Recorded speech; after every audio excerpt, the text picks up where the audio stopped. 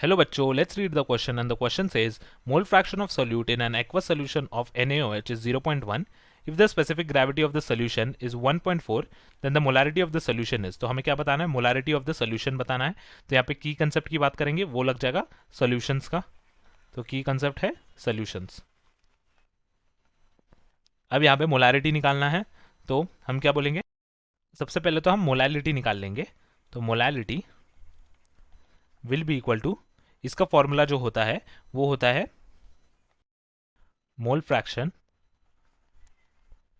Of solute multiplied by 1000 divided by 1 minus mole fraction of solute multiplied with molecular mass of solvent. तो हम बोल सकते हैं molar mass of solvent. तो यहाँ से मोलालिटी क्या निकल के आएगा? मोलालिटी होता है small m. This will be equal to 0.1. इसका क्या दिया है? एक्वस सोल्यूशन का मोल फ्रैक्शन दिया है, multiplied by 1000 divided by 1 minus mole fraction. So 1 minus 0.1 multiplied with molar mass. हमारे पास क्या है? सॉल्वेंट का मोलर मास क्या हो जाएगा? क्योंकि एक्वस सोल्यूशन होने के कारण वो होता है 18. तो हम 18 से मल्टीप्लाई कर देंगे इसको और फिर ये डिवाइड हो जाएगा टोटल.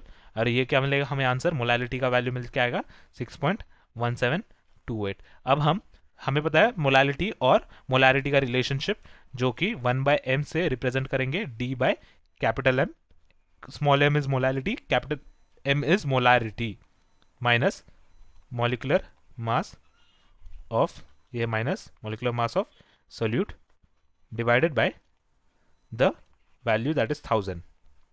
तो 1/m का वैल्यू तो हमें पता चल चुका है, small m that is molality is equal to 1/6.728. d जो दिया है स्पेसिफिक ग्रेविटी 1.4 और m हमें निकालना है molarity minus molar mass of solute that is 40 divided by 1000. Right, then what we can conclude that capital M is going to be equal to 1.4 divided by 0.202. और जब हम ये इसका आंसर लिखते हैं तो ये बन जाएगा 6.93. और 6.93 जो है वो दिया है हमारा ऑप्शन नंबर ए में. तो हमारा सही आंसर हो जाएगा ऑप्शन ए और बाकी सारे हो जाएंगे incorrect. Hope you understood it well. Best of luck.